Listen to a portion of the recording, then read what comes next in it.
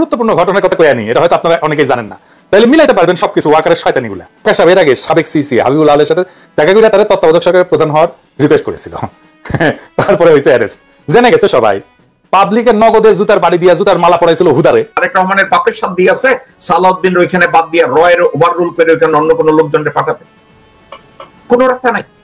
কারণ তারেক রহমান চিন্তা করে বাংলাদেশে আমারে যখন আমার মা আর আমার মামুর অ্যাপয়েন্টেড। আসসালামু আলাইকুম। আওয়ামী লীগ সরকার শেখ হাসিনা পালিয়ে যাওয়ার পর বর্তমানে ক্ষমতায় আছেন অন্তর্বর্তী সরকারের প্রধান উপদেষ্টা ডক্টর মোহাম্মদ ইউনূস। আর এই ডক্টর মোহাম্মদ ইউনূস ক্ষমতা থাকাকালীন আজকে সারা বাংলাদেশে চাঞ্চল্যের ঘটনা ঘটেছে। তার মধ্যে থেকে আমি আপনাদেরকে এমন কিছু গুরুত্বপূর্ণ ভিডিও ফুটেজ দেখাবো যা দেখলে আপনারা সত্যি রীতিমতো অবাক হয়ে যাবেন। তাই বলছি সম্পূর্ণ ভিডিও ফুটেজ জুড়ে আমার সাথে থাকবেন, তাহলে সবকিছু বুঝতে পারবেন ইনশাআল্লাহ। ভিডিওতে চলে যাব তার আগে আপনাদের কাছে ছোট্ট একটা রিকোয়েস্ট, আপনি যদি আমার চ্যানেল নতুন দর্শক হয়ে থাকেন তাহলে চ্যানেলটি সাবস্ক্রাইব করে পাশে থাকা বেল আইকনটা বাজিয়ে দিতে ভুলবেন না।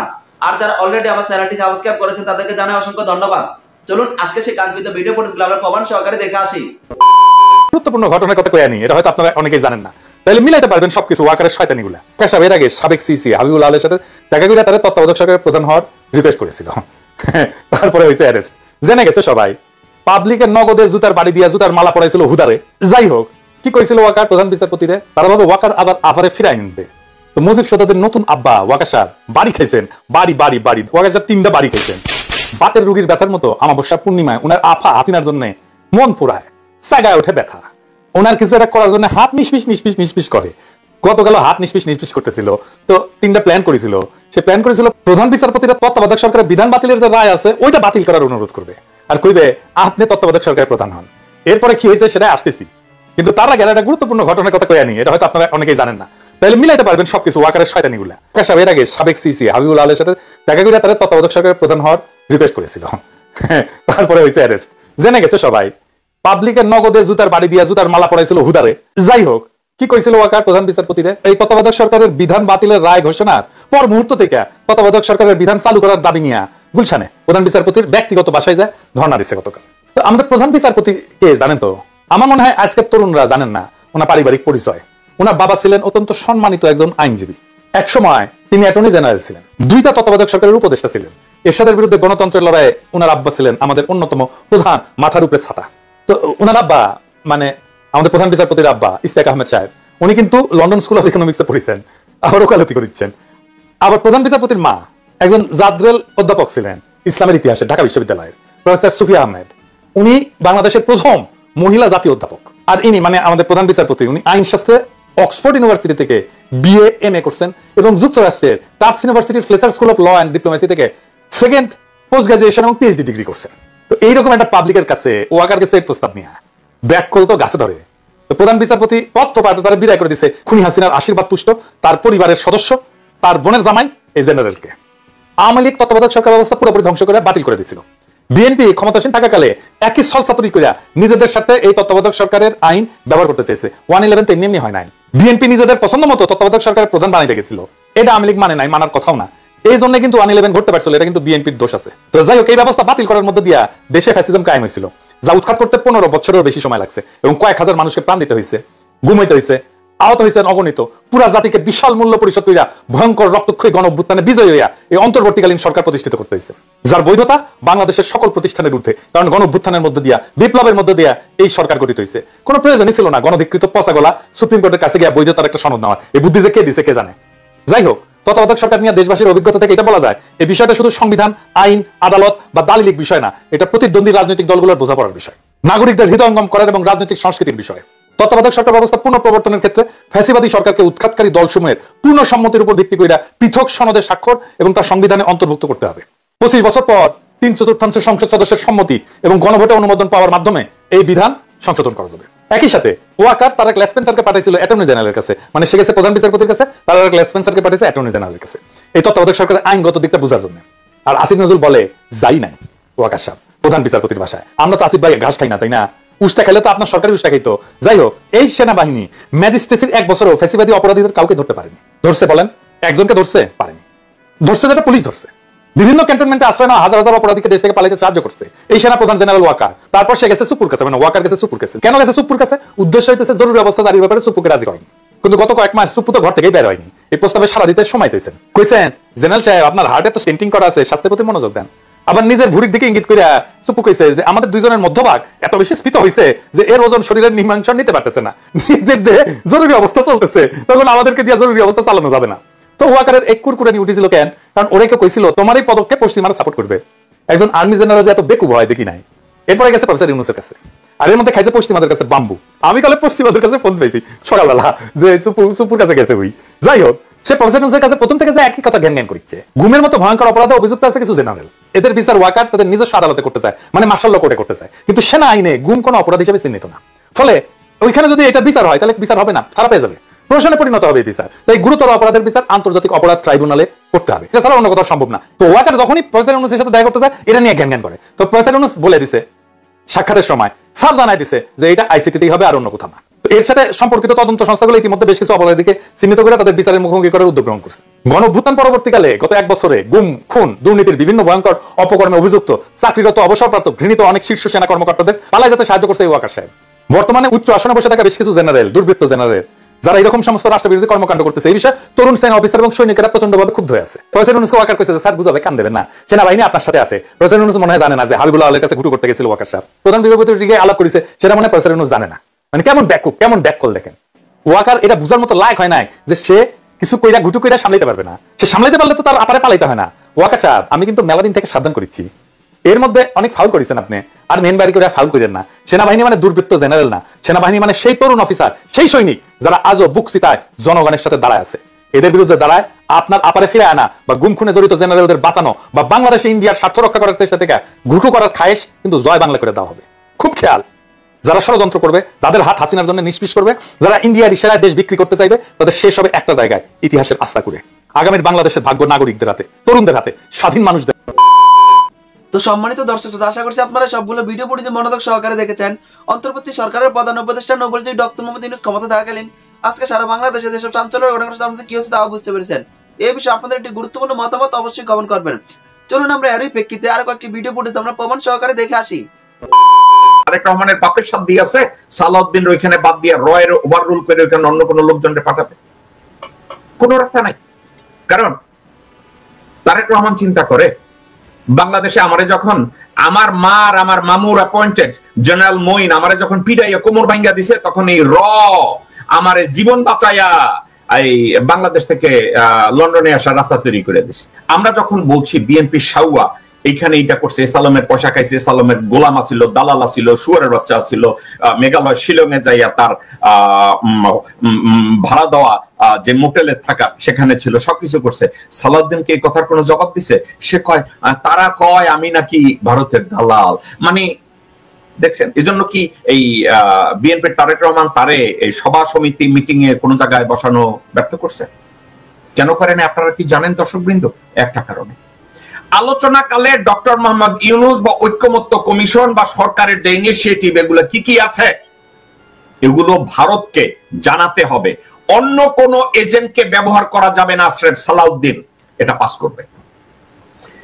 সালাউদ্দিন ছাড়া অন্য কেউ, ওই যে আগের যে ছোট রয়ের লোক আছে, আমির খুসরু, মাহমুদ, মির্জা ফাক, গোরখুদ কাব্বাস, আব্দুল আওয়াল মিন্টু, তাবিত আউয়াল, চেটের বাল, এদের কাউকে ভারত আর বিশ্বাস করে না। কইছে আমাদের বড় মুতা সালাউদ্দিন।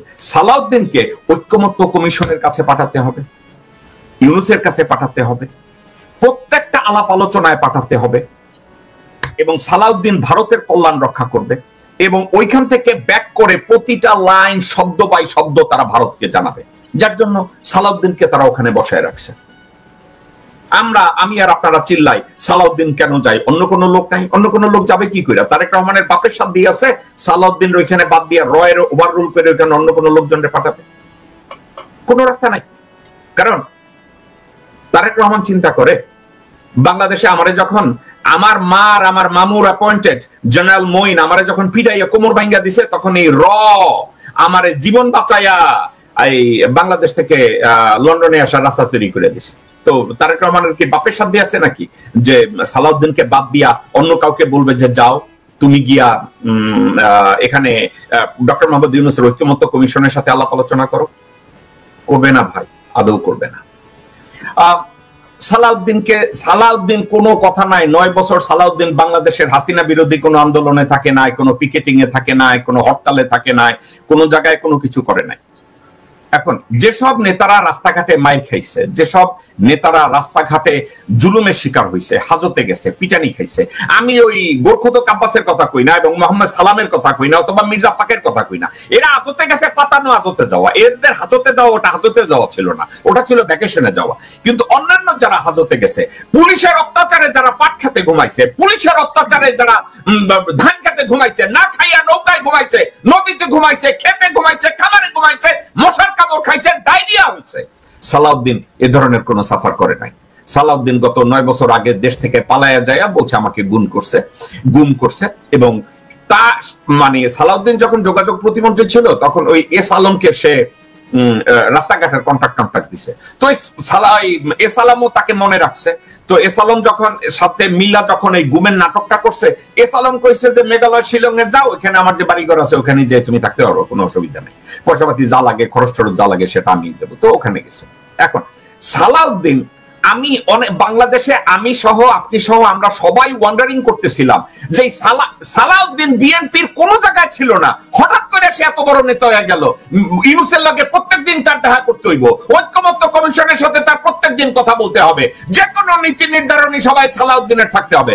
আলটিমেট গোলটা কি এই যে যত এফেক্টিভ যত আলাপ আলোচনা আছে ওখানে সালাউদ্দিনের থাকতে হবে, কারণ সালাউদ্দিন হচ্ছে রয়ের 1 নম্বর লোক এবং সালাউদ্দিনই ওই ডক্টর মোহাম্মদ ইউনূসের সাথে কথাবার্তা আলাপ আলোচনার সময় শুধু সালাউদ্দিন কি প্রপোজ করছে that's not the issue. Yunus কি বলছে, আলী রিয়াজ কি বলছে, বাংলাদেশের অন্তর্বর্তীকালীন সরকার কি প্ল্যান করছে, এ লাইন বাই লাইন রকে আবার রিলে করতে পারবে। এবং সালাউদ্দিন এ ব্যাপারে এমন ভাবে ট্রেনিং নিয়েছে 9 বছরে, কোন শব্দ সে ভুল করে না। সালাউদ্দিন যেখানে যায় সে প্রত্যেকটা কনভারসেশনকে রেকর্ড করে, প্রত্যেকটা কনভারসেশনকে নোট করে, যাতে সে খুবই সূক্ষ্মভাবে ইন্ডিয়াকে জানাইতে পারে, রকে জানাইতে পারে।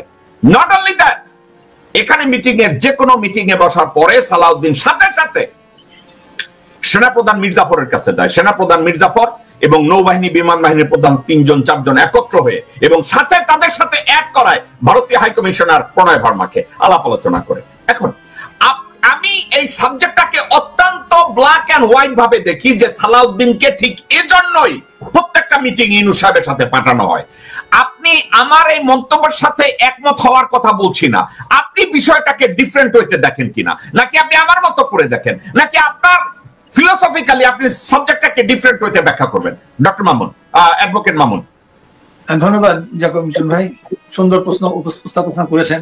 দেখেন, হাসিনাকে দীর্ঘদিন ইন্ডিয়ায় তেলে পুষে এবং তার ব্রেন ওয়াশ করে তার মাথায় ঢুকাইছে এবং বিভিন্ন পরীক্ষা উত্তীর্ণ হওয়ার পরেই তাকে পাঠিয়েছে। এবং সেইখানেও দেখা যায় যে তৎকালীন জিয়া রহমানের ক্যাবিনেটে যারা ছিল কিংবা আশেপাশে যারা ছিল তারা এই বুদ্ধিটা দিল যে হ্যাঁ হাসিনাকে নিয়ে আসা হোক। হাসিনাকে যখন আনলো তো 2 সপ্তাহের মধ্যেই উনি নাই হয়ে গেলেন। এখন তাকে সালাউদ্দিনকে দীর্ঘদিন যাবৎ 9 বছরে যে ট্রেনিং দিছে, যে মগজ ধুলাই করছে না, শুধু ট্রেনিং এ দেয় নাই, তাকে সব দিক আসতে বিষয়ে দিয়ে আছে। এখন তারা এখন মনে করতেছে যে বাংলাদেশে হাসিনার পরে সালাউদ্দিন হলো একমাত্র তাদের ট্রাস্টেড এবং ট্রেন এজেন্ট এবং সেখানে কোলাবরেট করবে এই যে ওয়াকার গংরা। তো যার কারণে আজকে যদি আমরা মূল জায়গায় যাই, এই পুরা আন্দোলনটা যে 16 বছর আন্দোলনটা হয়েছে সেখানে বিএনপি যেটা আপনি বললেন যে শত শত লক্ষ লক্ষ নেতা কর্মীরা নির্যাতনের শিকার হয়েছে।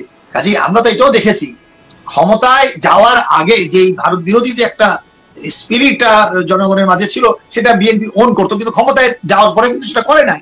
এই যার কারণে মানুষের আজকের পরে 3বার বিএনপি ক্ষমতা থাকার পরে এখন আর ওই বিএনপির প্রতি আস্থা নাই। কর্মীরাও মনে করতেছে নির্বাচন গেলে মাফিয়ারাই তো মন্ত্রী এমপি হবে, আমরা তো কিছুই করতে পারবো না, 17 বছরের নির্যাতনের শিকার হয়েছি, নেতারা তো জেলে যায় ভ্যাকেশনে গেছে আসছে, তো আমরা কিছু চাঁদাবাজি করি। আর এটা ওয়াকার এগুলো উৎসাহিত করছে। কেন উৎসাহিত করতেছে? যাদেরকে কোনো ধরনের বিএনপি যাতে আগামীতে না আসে। আমাদের বক্তব্য হলো যে আমরা গত 54 বছরে আওয়ামী লীগের বিকল্প বিএনপিকে আশা করি নাই, বিএনপির বিকল্প জামাত কিংবা জাতীয় পার্টি আশা করি নাই। একটা বিরাজনীতিকরণের প্রক্রিয়া হচ্ছে, দলের মধ্যে গণতন্ত্র নাই, এক ওয়ান ম্যান শো। এই কারণে আজকে তারা মনে করছে যে যেসব গোরখোদক বললেন, যেসব আপনি বিএনপি অন্য হাইব্রিড নেতাদের বলেন, তাদের কোনো পাওয়ার ঠর নাই। এখন সালাউদ্দিন হবে তাদের ইমাম, এখন রহর ইমামতি করবে এই সালাউদ্দিন। এবং সেইখানে অন্যরা সব সালাউদ্দিনের পাশে থাকবে। তারেক জিয়াকে বলার কিছু নাই, খালেদা জিয়ারও বলার কিছু নাই। তারা বেনিফিশিয়ারি হবে কি হবে না এটা অন্য বিষয়। এটা আমি বহুবার আপনার আলোচনা আমি বলেছি যে master is liable for his servant action.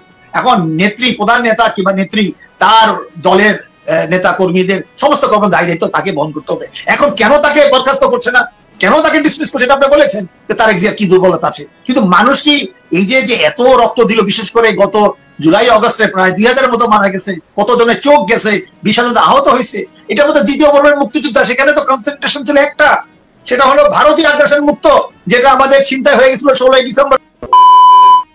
তো সম্মানিত দর্শক শ্রোতা, আশা করছি আপনারা সম্পূর্ণ ভিডিও পরিষ্ঠা মনোযোগ সহকারে দেখেছেন। অন্তর্বর্তী সরকারের প্রধান উপদেষ্টা ডক্টর মোহাম্মদ ইউনূস ক্ষমতা থাকাকালীন আজকে সারা বাংলাদেশে চাঞ্চল্য ঘটনা ঘটেছে, তার মধ্যে কি আছে তাও বুঝতে পেরেছেন। এই বিষয়ে আপনাদের একটি গুরুত্বপূর্ণ মতামত অবশ্যই কমেন্ট করবেন। আজ এ পর্যন্তই, দেখা হচ্ছে অন্য একটি ভিডিওতে। সে পর্যন্ত সবাই ভালো থাকবেন, সুস্থ থাকবেন। আল্লাহ হাফেজ।